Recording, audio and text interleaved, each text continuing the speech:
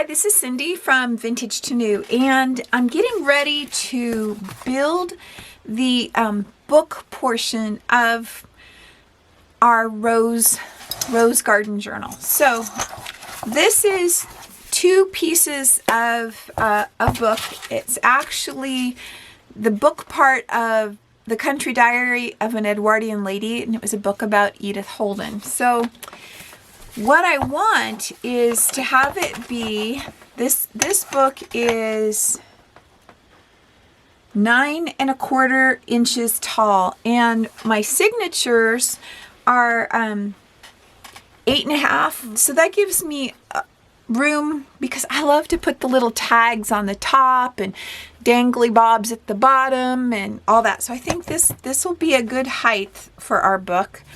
But it's too wide. It is 7 inches wide, and I think 6 inches would be just fine. So I'm gonna line it up on my mat, get out my trusty handy dandy razor blade, and figure out what 6 inches is. It's right here. All right, get it lined up perfectly, and then just take my time and go a little bit at a time, cutting down through this chipboard that's on the book. Now, I could go buy chipboard and make a book from scratch, because basically that's what I'm doing, but why would I go pay money when I have like 5, 6 of these empty books right by my desk? So that's my reasoning on that.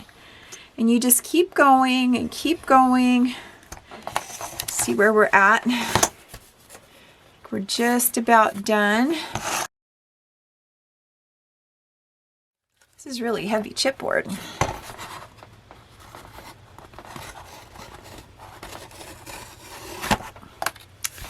So there we go. It's a little bit fuzzy on the inside. I'll take care of that.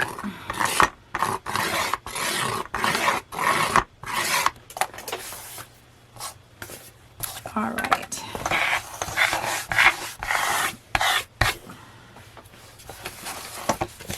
So let's mark our other one.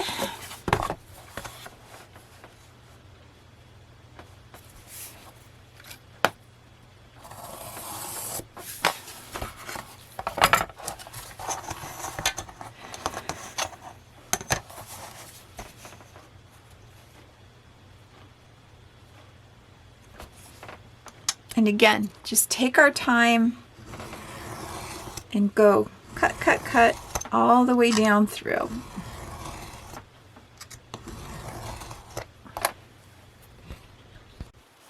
Okay, I've got it so where it just barely wants to bend a little bit, so I bent it just a tiny, tiny little bit so that it's not quite so tight on the razor blade going down through there.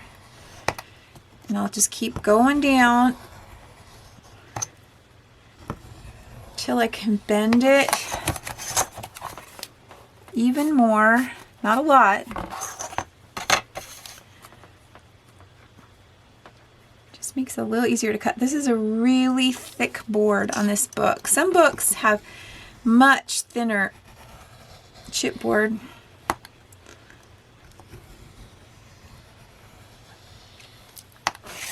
And of course, be very careful. You don't want to go wild doing this. And then I'm just gonna do it from here.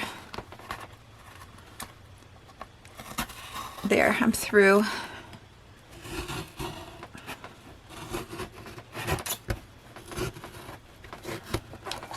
So however you do that, just be really careful and keep your line going really straight.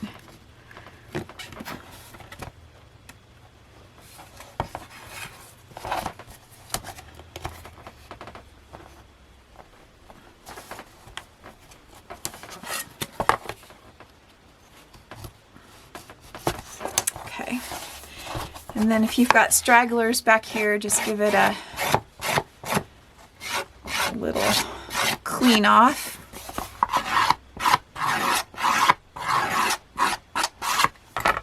So here's our Here's our book. It'll be like that. So now I wanted to make a curved spine on this book, and I wanted to make it a 3-inch curved spine. Now, if you look at this spine, it was curved and it was really thin, thin material, kind of probably a book cloth and maybe some sort of cardboard in there. So what I have available is one of my grandchildren's Lucky Charms box. So this is what I'm going to use to make my curved spine. This is a really tall book. Uh-oh. Okay, well, looks like I'll be cutting more Lucky Charms. So what I have to use is my grandchildren's Lucky Charms box. And so I'm going to get a nice straight edge here to work with. I'm going to cut off this other end over here. Oop, I just didn't cut it far enough down. Just a second. This is a really big box. So there's that. So there. So now I want to get a good straight edge there so I have something to cut from. Okay. Cut down this. So now this is a straight cut and this is a straight cut, and I'm going to come over 3 inches, double check my line looks good and straight, cut it up that way. So then I'm going to measure. It has to be the same length as my book. Same length as my book. So I get the length right, mark it, and then cut it.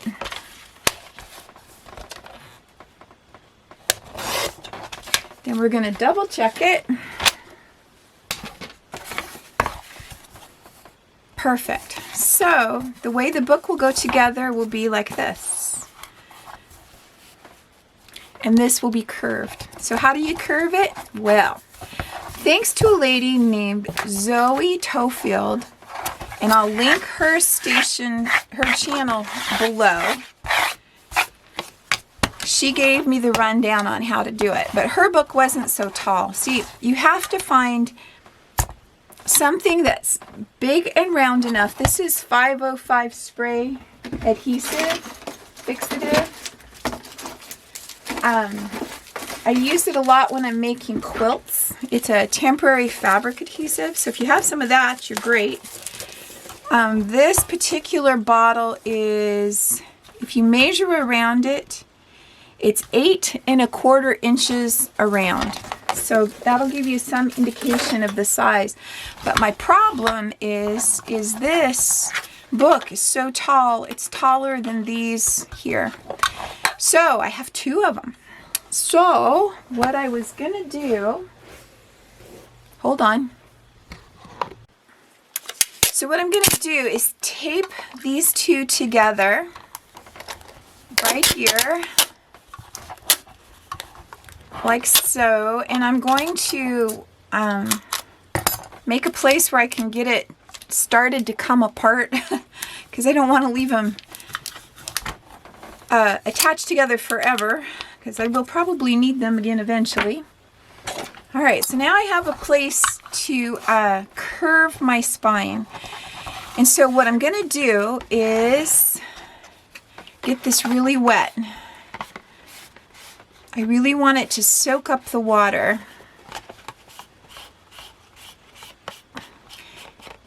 So there's that. And I could try putting some on this side, but I don't think it'll go through the ink.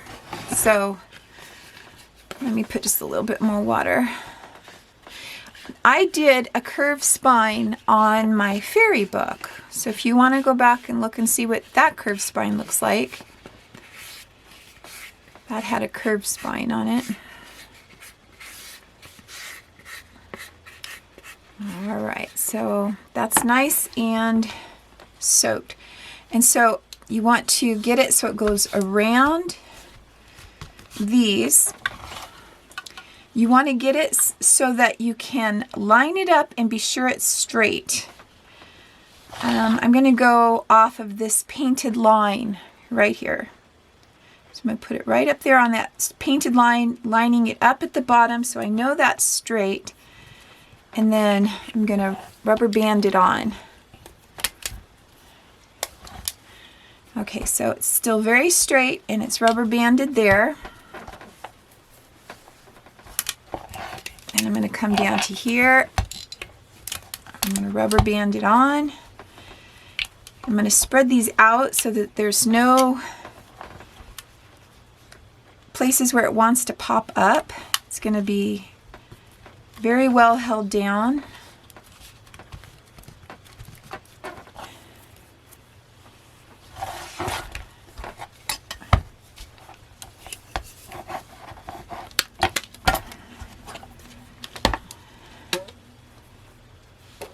Yeah, this is less than ideal, having something this long, but I don't know what else to do because I wanted this size. It had to be big, and I didn't have anything that was tall enough to hold it. So, you know what? We can do just about anything, can't we? Just give us some baling wire and some duct tape, some rubber bands, and some spray cans, and off we go, right? All right, that looks pretty good. Now, I don't want that bump right there. So I'm going to move this down so it's nice and tight all along the edge. And as a matter of fact, I think I'm going to go get a few more rubber bands so that I don't have any areas that are bumping up. So let me go get some more rubber bands. Okay, I'm back from getting rubber bands. I'm hoping these will work better. They should be much closer to just the right size without having to loop them around. They're not quite as tight, but we'll give it a try, see what happens. Maybe some of these are even a little smaller. That's the area I was worried about. Right there.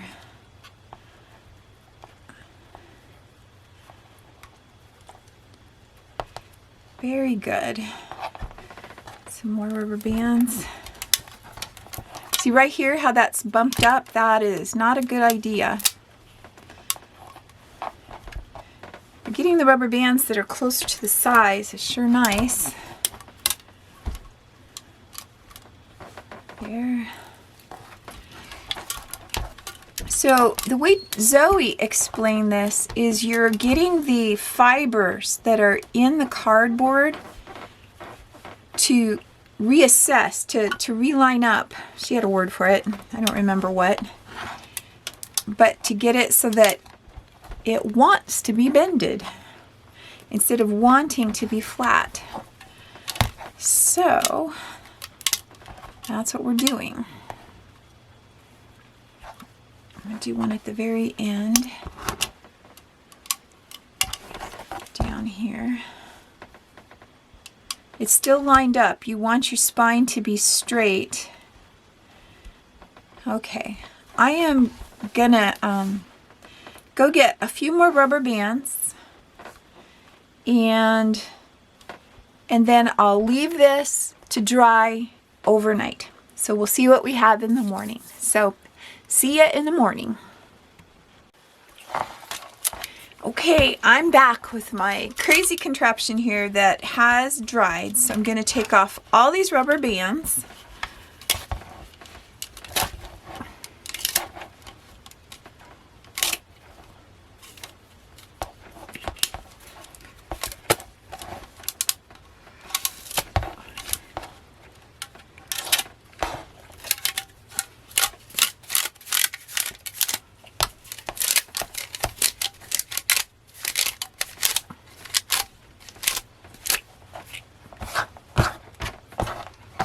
Okay, and then just peel it off.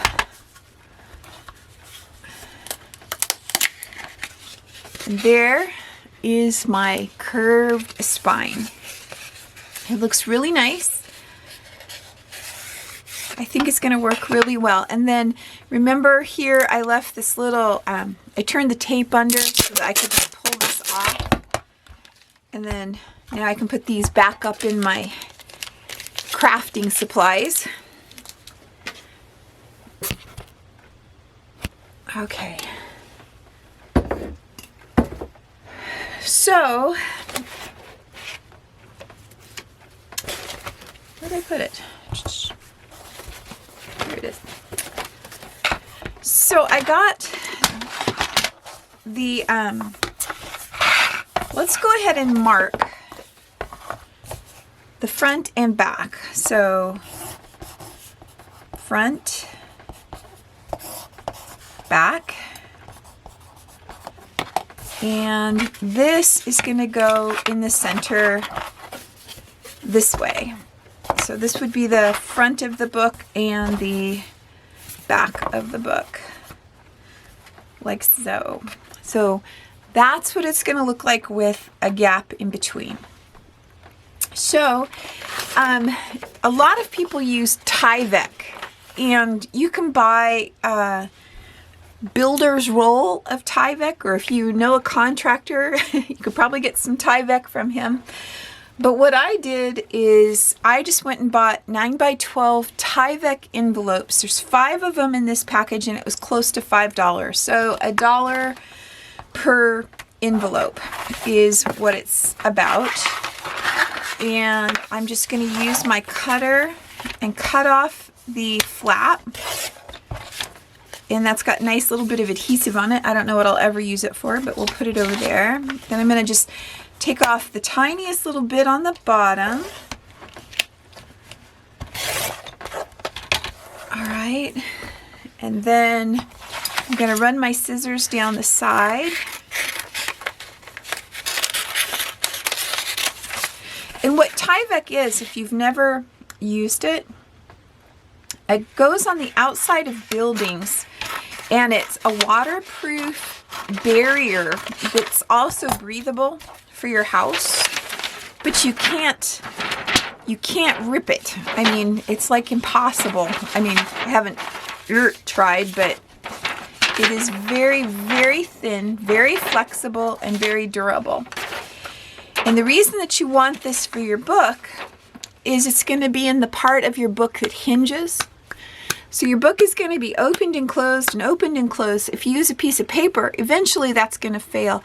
I believe in the old days they used what's called book cloth, and it would be fabric and paper combination.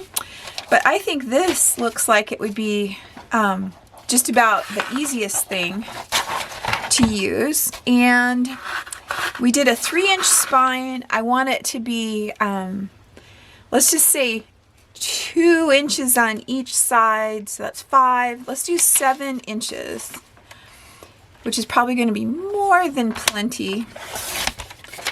All right, so that gives me another piece for a smaller book. So here is my piece that we're going to use for this. So I want to fold it in half, find the center.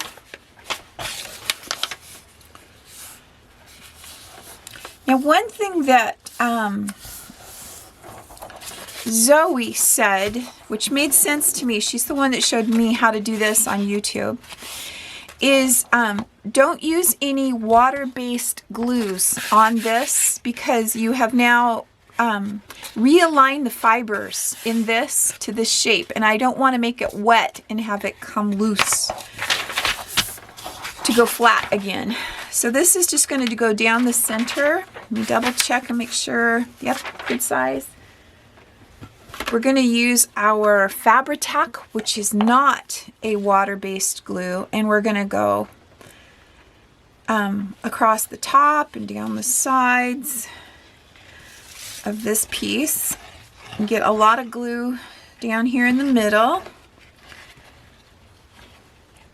It doesn't have to be wads, but enough to really hold it.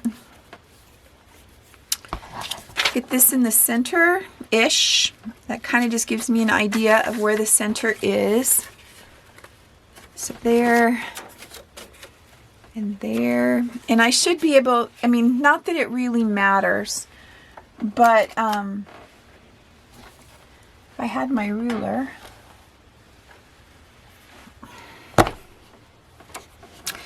I would be able to measure this to see if it's level, and it looks really good.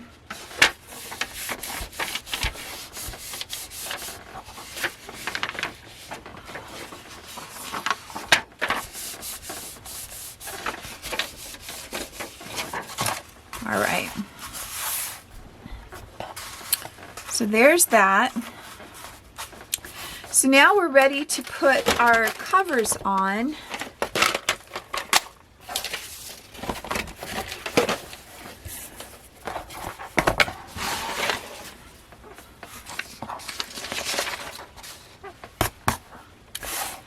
Okay, so now we're ready to put our covers on, and the front is going to be on this side and the back will be on this side. All right. And then we need to have something to help us. Okay, I'm back, and as you can see, my book is already attached because my camera quit recording. So I'm just going to tell you how I did it and show you. So if you remember, we had this piece glued onto the curved part of our spine, and it had these two little flaps that hung out. Okay, so imagine this curved spine sitting here with the flaps sticking out. I lined it up on my mat so that it is completely straight. Let's push it up so you can see. So it's completely straight going out this way. The flaps come out to about right here.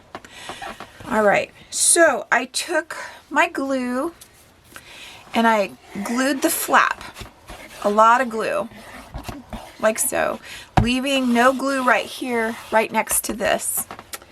Then I have another old book, or you could use whatever you want to come up with about 1/4 inch. This book is about 1/8 of an inch thick, and I wanted to use double the thickness of my cardboard, so I'm just using 2 book pages, see, covers, and I'm going to lean it right up next to this spine, push this right up next to it, and attach it in the glue. So now this one is completely glued on with my nice little spot that's open right there, and I repeat the process on the other side. So this flap is here. I put a lot of glue. I used my thing that I'm using to keep it measured, pushed the book cover right up next to it, keeping it straight the entire time across the bottom and the top, glued it down, and now I have a nice gap that's even. My book pages are even. You can see it's even here and here and here and here. So if you don't have a mat, I would suggest you come up with something that's going to help you know that your book is straight. So if you could set down a piece of freezer paper, something like that, use a ruler to draw a line across the bottom so that if your bottom is straight, you know your top is straight if you're lining things up, and then something to help you know that this is staying straight. Square would be the word. So there's that, and this is what I have. So it's back, front, and it's just like so. So that's it for today, and so until next time, this was Cindy from Vintage to New.